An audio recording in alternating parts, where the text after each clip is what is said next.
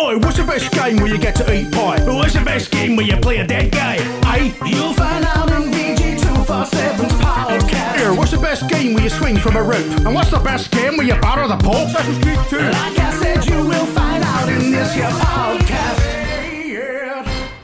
Hello and welcome to VG247's Best Games Ever podcast, where we attempt to find the best game within an arbitrary category that we've made up.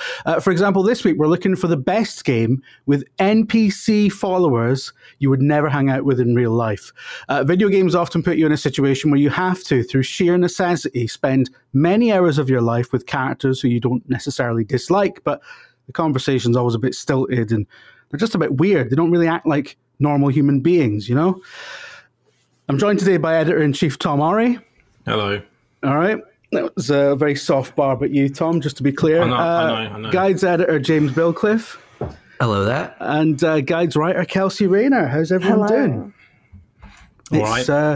This seems to be like, this isn't a permanent new lineup, but it's one of the alternative lineups, isn't it? That keeps cropping up. Yeah. And it's a great one. Yeah, it's pretty good. Donaldson's on too often, I think, because he just has this artificial increased chance to win all the time, which he tends to do. So it's good that we're shaking it up this year and giving someone else a chance to take the top spot for a bit. Okay, so first of all, right, also, I need to point out as well, and this is the first time this has ever happened in the entire history of the show. People tell me what they've picked for the topic ahead of time, as you all know. This is the first time in the entire time we've done this podcast where two people picked the same game. And I had to veto it. I had to. The second person who picked the game had to be told, "No, you can't have that. Someone else has got it." An interesting interpretation. I've always wondered what you would, how you'd wield your godlike power in that situation. I didn't know either, but then it happened, and I just had to be like. It seemed like a very simple. It seemed like you made the decision about what to do very quickly, Jim.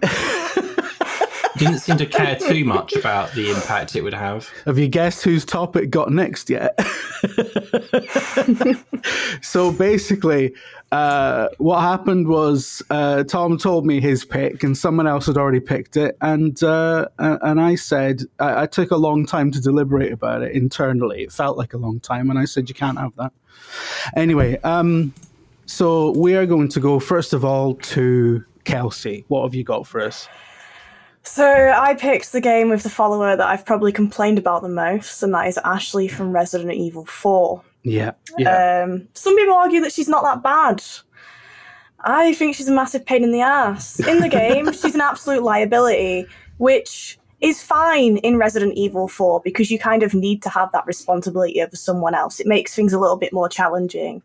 But if you were to present me with the opportunity to be friends with Ashley in real life, I don't think I'd want to be, because as much as it's fun trying to keep her out of bear traps and help her up and down ladders and hide her in dumpsters in Resident Evil 4, it very much seems like she'd be the type of person to be the biggest liability on a night out, and I don't like looking after people. So yeah, firm no from me on that one.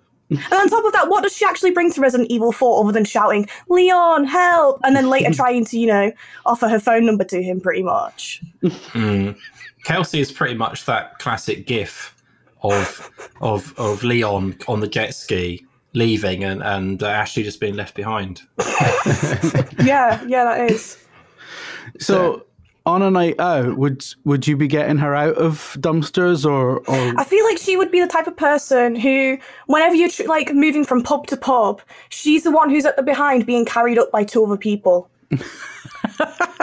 Normally shouting at someone who's walking in front, being like, "Come here."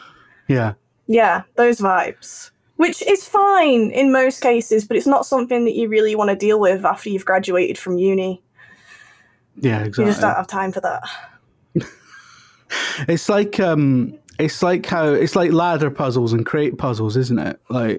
They're fine to a point within the context of the game The Last of Us, but as soon as somebody grabs a ladder in the TV show, everyone's like, "Oh Christ!" Context is everything, isn't it? What were you going to say, James? I was going to say that I've not actually played Resident Evil 4 because for like 20 years of my life I was like incredibly scared of zombies until I played the remake of Resident Evil 2, and now like I can't get enough of the series.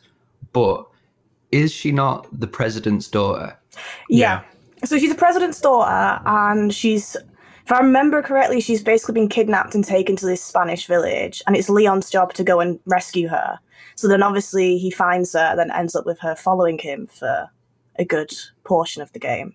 Yeah. And yeah. But my point is that given the sort of current state of US politics, would being friends with the president's daughter not kind of pretty much guarantee you a place as like White House press secretary for about 3 years? Yeah, but I don't want that noise. That's a job for life. You're going to be getting so many dollary dues. You're going to be on the right wing grift train. You're going to be, you're set for life if you're friends with the president's daughter, surely. It depends on your integrity, I guess. And I have none. Yeah, fair enough. Yeah. This is games media. What are you on about? So that's interesting. That's the interesting idea that rescuing the president's daughter from a Spanish village. What does Leon actually get out of it, though? Well, this is it. Leon's kind of put himself in that situation, hasn't he? It's his job. He went from like rookie cop, and then this was like his first big thing that he was assigned to. But have we actually seen him since? He was in doing anything interesting anyway. Is he gonna show up in Resi 9 as the fucking press secretary? Is that? And all the journalists are gonna be like, "Listen, mate, we all know you got this job." Is that? Is that? This is a terrible choice, by the way. Terrible choice as a game. Oh, is it, Tom? Yeah. Why? I'd never have picked this. If I was going to pick it, I'd have probably picked it for a different reason, though, because there are actually there's a cult, isn't there, in Resident Evil 4, and they are actual followers of the cult. That's what I'd have, if I was going to pick this, which I never would have done, because it's a terrible choice. So maybe you could argue that there's two different types of follower in this game, which maybe would strengthen the argument, but I wouldn't make that big argument. I would say you've just inadvertently strengthened Kelsey's argument. Did you know that there's also a cult in Resident Evil 4 and they're technically followers and they're very annoying? Yeah, there you go. Yeah, there we go. You fucked that for yourself, didn't you, Tom? Okay, well, because I'm I couldn't let Tom go first because he would have stolen that. But I am really curious as to, because Tom's response this morning when we discussed it was, I'm just going to wing it. So can we please witness you winging it, Tom? What have you picked for this topic? I just checked our conversation to check I hadn't actually thought of something. I haven't. I'm going to go with like the crowd in FIFA 17. They're like, that's an interesting choice. I mean, are they NPC followers? Well, they're following their team. Yeah. Aren't they, Jim? It's a wild interpretation, but I'll allow it. Okay. All right. What's wrong with that? They're followers it's fine. It's fine. Of it's the just, sport. It's team. one of these. They're more this is where the game than lives, lots of right? other people. They're proper followers in the truest sense, but they're also like not particularly lifelike, are they? They just jump up and down a bit. Lots of them look identical to their mates. So that does happen in Britain. Does it? Right. Yeah, I've seen a group of lads on a night out and they're all wearing the same fucking shirt. I say does it. Literally, I am an example of that being true. But you look a lot like your brother. I do, yeah. So, yeah, followers, fans, same thing, truest sense of the follower. Just ask James. He's a follower of a football club and suffers for it. We even had a laddie conversation about football yesterday. It was very masculine. James often messages me and goes, "Oh, my ultimate team is great at the moment. I've got big name players, none of them for Leeds." I think I actually said my ultimate team is embarrassingly good this year. Yeah, this is like a window into our lives outside of this podcast. Yeah. It's just banter about football all the time, 24/7 banter. But that is my football argument. and taxes. Yeah, so football and taxes. That's the the work Slack was all about tax. It is literally January 31st, though. I think a lot of work Slacks will be about tax today. Yeah, but yeah, so football, fans in old FIFA games, even new FIFA games, are not that great, are they? You look at them closely. But you could say this to any crowd in any game ever, right? It's such a broad... You don't want to be friends with any of them. No. Because at any moment, how do you know that's the actual friend and not clone number 57 or whatever? Just you don't know if it's just a duplicate sprite coming out of the toilet. Exactly. It'd be a dangerous world to live in, wouldn't it? Embarrassing. If that was your friendship circle. Would you rather go to the pub with some crowd sprites from FIFA or crowd sprites from PGR2? Well, I almost picked a PGR, but as I did it before, you can say that every week, Tom. I didn't want to go with that choice. I can't remember what the crowd in PGR2 is like. If it has one, it's probably Does it even have terrible. crowd sprites? I know they had them in later games. I don't know about 2. It may have done. But yeah, I mean, probably FIFA, right? They're probably a bit more advanced, and they're at least like. They like football. I don't really like racing. I just like certain games in racing. So I wouldn't want to talk to those fans particularly, whereas the football fans are probably all right. There's no crowd. There's no crowd in PGR2. There you go. Well, good job I didn't pick it. Just like there's nobody waiting for a new PGR game. I mean, that is also true. This first screenshot was a bunch of screenshots from the original Eurogamer review, our friends at Eurogamer, and I say friend advisably.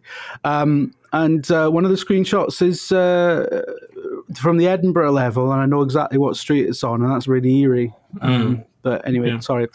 It's I play that game just for the Edinburgh level, like I did with Forza Horizon 4. I got it just to drive around Edinburgh, and then I uninstalled it. And remembered how much I hate that city, especially driving in it. It's really weird to set a driving game there because it's rancid to drive through. We had this talk last week. Jim. Yeah, I've gone off on one, haven't I? So your pick is the entire crowd, as in like you wouldn't want them. Well, I think you'd always have the uncertainty, wouldn't you? So it's a particular person from, I haven't picked who that is yet. Anyway, it could be anyone, but one person. But then you'll never know if you are actually going for lunch or coffee or whatever with that person, because it could be, I don't know how many hundreds of the same person are in a crowd in a FIFA game. Which FIFA specifically? I can't remember which one I said. Did I say 18? 17. 17 was quite a good choice, actually, because that was the first year of the journey. You know, the story mode. It's like quite a memorable one. Let's have a look. Yeah. Let's have a look. Right. But it's a very good choice, I tell you, you know what? Actually, in fairness to FIFA 17, the crowd looks pretty realistic. I hate the crowd noises, me. I just can't stand them. They just go through me. Real football, FIFA, turn it off. I tell you what, Tom, that's a really good and interesting choice, and I didn't expect it. So, all right, we're going to move on now to James. What is your pick for this? Well, it's a pretty tough topic, really, because a lot of games with followers that are really good, like it's the best games ever podcast in it, and get a lot of games with followers they are really good games because the followers are really great. You things like Mass Effect 2. I was thinking of stuff like, oh, what else has got good followers? Wasteland 3. You'd still be hanging out with them. But when in doubt, you just default to the greatest game of all time. And that is The Elder Scrolls 4 Oblivion, which has a few different sort of tangential NPC followers, but the only named follower that I can remember has an entire genre of YouTube videos specifically framed around throwing them off cliffs, shooting them with arrows, just doing all manner of terrible things to them. And that is The Adoring Fan. Do we remember The Adoring Fan? Yeah. No, never heard of it. Yeah. He's the weird little elf dude. He's got a little snow cone, ice gem, troll doll little haircut, and he's all on about licking your boots and stuff. And it's like, who wants to knock about with that? I mean, you have to have him because he holds your torch, and it's all right. But He sounds all right. What's wrong with him? He's not a good young man. There's something wrong with him, isn't he, Jim? Yeah, he's a bit like. So sometimes you get a wee pal at school when you're younger, and they're just fucking annoying. But your mum's like, "Oh, be nice." He's like that kid, right? Don't want to be nice. They're annoying me. I had a lot of them. Maybe that's just unique to me. I don't know. But yeah, so the Adoring Fan is definitely up there among the possibly the worst NPC followers that you can get a hold of. And Oblivion, let's be clear as well, it's not like Skyrim. It doesn't have like loads of house carls or anything like that, which are like designed to be followers. And it's not like Fallout 3 or New Vegas, where you've got a lot of like really interesting follower characters that have backstories and associated quests and stuff like that. Oblivion is very much a solo game in terms of the character, in terms of the universe. There's no real provision for any NPC characters. You get the odd one on missions, but like they're not very useful as well because they're thick as fuck. But the Adoring Fan is possibly Oblivion's, and like, maybe someone's going to correct me, but I think the Adoring Fan is the only like proper example of an NPC follower that actually just tags along with you. Yeah, exactly. You can get all sorts of like astronauts and skeletons and all of this sort of stuff, but the Adoring Fan is the only permanent named NPC follower, and he's just awful. He's terrible. And yeah, I just want to go down a little list here, because just to show that I'm not alone in this. Obviously YouTube's been around for a long time now, and it's a pretty old meme. But just going down there, if you just type Adoring Fan into YouTube, there's video upon video with millions and millions of views of just throwing him off cliffs because he's so terrible. First one, 7.2 million views, 3.1 million views. The Adoring Fan at Dive Rock, that one's only got 400,000 views. But the list goes on and on and on and on. And everyone just hates this little creepy dude. I feel quite sad for him. I haven't heard much about what he's done wrong. Yeah, what has he done wrong? I'm just feeling sorry for him at this point. When you first meet him, so he meets you outside the arena when you do the arena quest, and you become a famous arena fighter because like you're obviously the hardest person in Tamriel because like you just like you can kill everyone in one shot at some point. So you become arena champion, and then at one point, he's just outside the arena and he runs over to you and he shouts, "By Azura, by Azura, by Azura! It's you! It's the champion!" And he speaks like that, exactly like that. He's always like switched on to up to 11 at that level with every interaction. And he's like, "Can I follow you around?" And then you're like, "Yeah, sure, okay," to be polite. And then he's just like that the whole time. And every time you talk to him, he's like, "Oh, it's lovely to be in your presence, champion. How can I?" And I might be making a lot of stuff up, but you know, like, he's just that sort of horrid character that every interaction with him is rancid. Character, yeah, rancid. It sounds very. I bet if this guy was a cat, you would love him. No, because cats aren't like that. Cats are very indifferent to your affection. That's why it would stand out as a unique character. This guy is very specifically like a dog, actually. Here we go. This is the truth. He's exactly a big panting dog coming up, slobbering all over you, desperate for your bloody approval. Yeah. I think we're just being a bit mean. I think we should just... He's just a dedicated fan. He's helping you out. From what I've heard, the podcast's going to get cancelled because I said I don't like dogs. I don't mind dogs. I just don't want to live with one. But I mean, it sounds in the fire. Sounds like you don't get on particularly. Fair enough, but he sounds like a good guy. He's not a good guy at all. He's accosted you outside your work. Tags along, basically unsolicited. He means well. Yeah.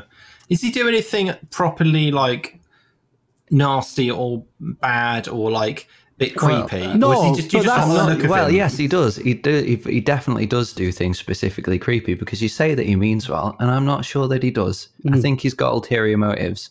As Jim says, he every time you speak to him, he's dialed up to 11. And if I remember it correctly, the thing that he says every single time you talk to him, he's like, "Oh, do you need anything? Can I carry your weapon? Shine your boots?" And then he offers you, every single time you talk to him, he says, "Would you like a back rub?" Every single time. That is creepy, actually. All he wants to do is touch you. Yeah, touch. That's creepy. So It's creepy. he's a horrid little Herbert, and he's really handsy as well.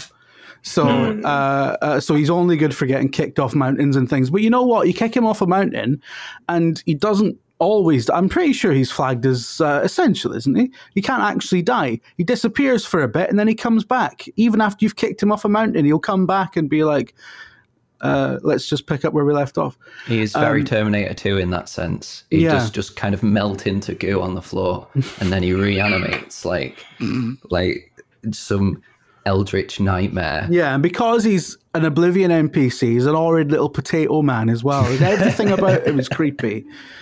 And possibly the worst NPC follower ever devised. But he, in fairness, designed that way. So... Right. And I would never hang out with him in real life, and that's the brief, isn't it? Yeah, absolutely. I just looked at him and okay. You were right. Why does he look like that? I think he's... He looks like an ice gem. I think he's... I wonder if he personifies people who run up to Todd Howard in like Starbucks or whatever. I did that to Todd Howard once. I think I was an adoring fan to Todd Howard once, so I understand how he feels. He was at a party I was at, and I recognized him, and I kind of like I'd had a few, and I kind of bounded over, and I might have been waffling a bit, but I was just basically like, I love Fallout and that. I can't remember the exact words, but then Vince Zampella, the guy, the Call of Duty man, like came over and like rescued Todd from me, and sort of mockingly said, "Oh wow, Todd, it's great to see you." And I felt quite embarrassed by that. And is this why we never got on with Bethesda for a while? Oh, this was nothing to do. This was well after Video Gamer. Right. This was like. This is probably why I think that was the last year I went to E3. Nobody wanted me back. So yeah, I have been. I think the adoring fan was that personified, and then later on, I became part of that personification. So I understand why. I think we know where this is going. Let's just move on to. I understand why the character was devised that way. Yeah. I actually don't think you know where this is going, Tom. To be honest, if I'm being honest. So I'm going to play that jingle. It's interesting, isn't it? Because James has picked a game that he knows I love dearly. Just to help you thinking a little bit. Yeah. Just to put you in the mindset. Yeah. Of which out of these you think is the best game. I want you to think of somebody very special, Jim. One of the great orators of our time. Yeah. Sir Patrick Stewart. Yeah. And his impressive performance at the start of Oblivion. Yeah. I want you to think of but you know, Septim, and I want you right, to make it so. You're right, but if you're right, but if I do it, cancel the whole thing. It's the most. If I do it, it's the most predictable Jim Trinker moment possibly ever recorded, isn't it? Yeah, you need to keep things interesting. Because it's sort of like because you can't, because then if it sets a precedent of, well, all you have to do is fucking pick a Bethesda game and link it to Star Trek, relatively easy thing to do, and you quids in. I mean, like it's the most on-brief game though, as well. Like he's a terrible character. I'd never hang out with him in real life, and it's a great game, best game. You wouldn't hang out with him in real life. What about Claudia Christian from Babylon 5 is in Skyrim? You're going to pick that next week? Yeah, I'm going to pick Skyrim now. I actually don't like Skyrim. Skyrim. The follower Lydia. She died. I killed her in my game. Yeah. So how am I going to hang out with her? Skyrim's not as good as Oblivion, though. Is it not? No. The Dark Brotherhood quest is. Well, you can't change. You cannot change your choice after the jingle. I think that's a pretty consistent rule. Well, I wasn't allowed my choice, was I? Well, no, because Kelsey picked it like 3 weeks earlier. So I didn't know that. Well, you would have known it earlier because had you not kept delaying the podcast because you kept thinking of better topics than this one, which you didn't like. But right, okay, look, let's go through it. Like Resident Evil 4 is a classic and undeniably a great game. The argument you made for it is, it's up there. That does sound like an annoying NPC, someone you've got to look after, a rich kid you've got to look after as well, effectively, right? Yeah. I mean, and you certainly wouldn't hang out with someone like that willingly, would you? That's the sort of person that tags along with the group and you end up sort of like leaving them quickly when they go to the toilet or something. Let's go to a different club. And Tom, you know what? In fairness, considering you pulled it out your ass, that is a very, very good pitch for the entire crowd out of FIFA. Makes you question your whole existence somewhat, doesn't it? It's making me question the direction that this was going to go in. Because now I'm really conflicted. I am very conflicted because, I'm sorry, Kelsey, I do think that Oblivion is a better game than Resi 4.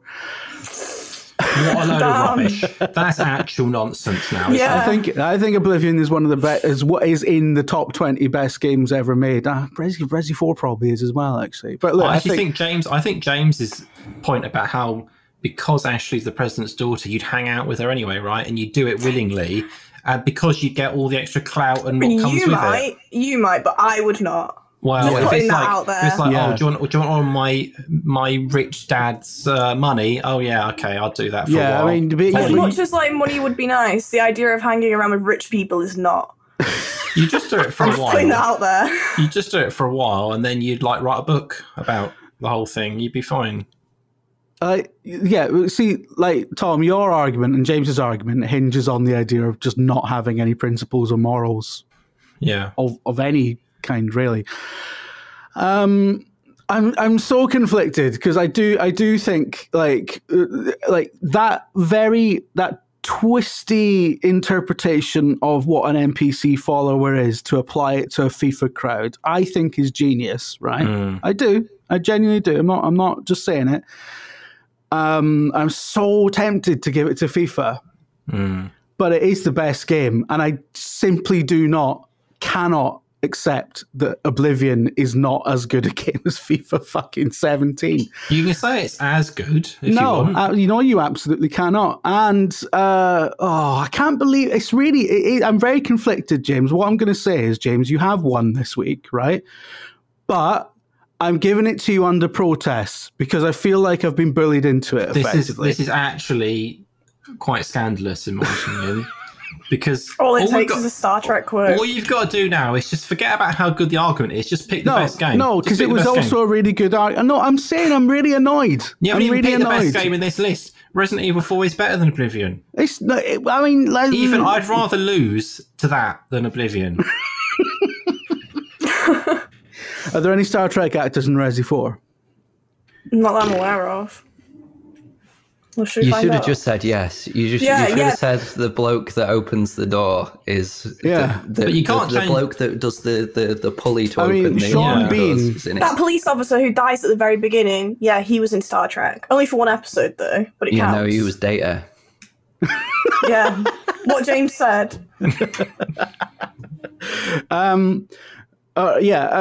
So Oblivion has Patrick Stewart, also has Sean Bean. I think that's it for the big name actors actually in Oblivion, isn't it? It didn't have the star-studded cast of Skyrim, which had like Saul Ty from Battlestar and Ivanova on a genuine note, who's Paul Mercier? Because he voiced Leon Kennedy and he was in Star Trek at some point. So there you go. Let's have a look. This is a twist, isn't it? He was in Star Trek Starfleet Command 3 as a Federation officer. It doesn't care. It's not canon. Okay. I tried. Palmer, he's got a Memory Alpha page though. Voice actor who gave voice to the role of Federation Officer 2. Is there anyone in the Journey that's in? No, Star Trek. No, it's got actors in it. It's got actors. Yeah, Alex Hunter was the captain in the Deep Space Nine series. Okay. No, he wasn't. That was Avery Brooks. I typed Fable the Journey there. Right, this isn't going to happen. All right, okay, look, James has won, right? Begrudgingly. I'll take it all the way to the bank. I have to stress very begrudgingly, and I'm very annoyed that James put me in this position. Doesn't matter. I can tell the other two are really upset. You've made the choice. From now on, this podcast can be so boring. Every week, it's just. I can't. Is it a Bethesda RPG? Well, you've given me this power, and how can I deny my true nature? How can I decide momentarily that FIFA 17 is better than Oblivion? But it clearly isn't. You just have to go. It doesn't have to be the best game out of the three. It has to be the best game that meets the criteria. Yeah. And the adoring fan is awful. And my fans are. It's a more interesting concept. Your fans are awful, Tom. I will. And a few of them are going to be replying to this. At least you're accepting that there are plural fans. I mean, there's like 2 of them at least. Mm. All right. Okay. I'm going to leave it there because everyone's angry with me, apart from James. Apart from who's apparently fine with this very hollow victory that he's bullied me into effectively. I think if it wouldn't get us copyright striked into Oblivion, I'd be playing the Jurassic Park theme tune into the microphone right now. I'm absolutely happy as Larry. Unbelievable. All right. Well, join us next week for what's the topic next week, Tom? Best Bethesda game. It's not best Bethesda game, is it? Oblivion wins again. That's an interesting point. What is the best Bethesda game?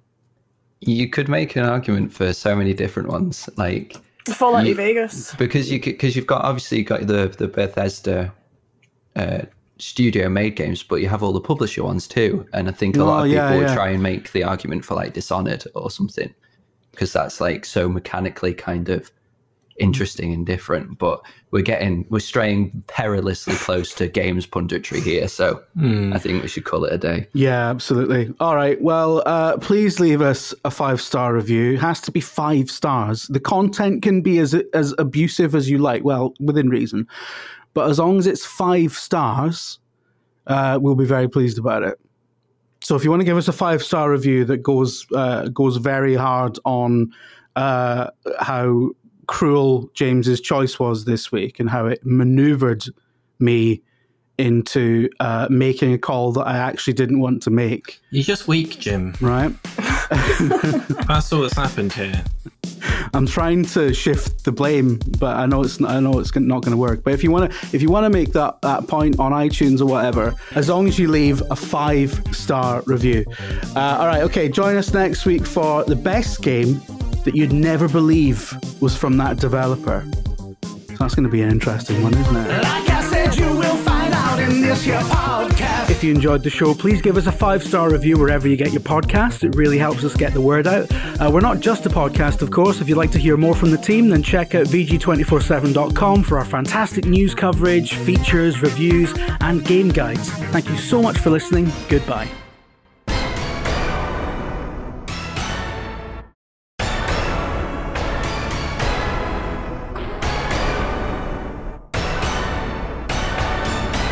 I don't have time to do fresh orchits this week, so I'm just doing the Skyrim one again because Oblivion's got the same theme, because Bethesda recycle themes as well.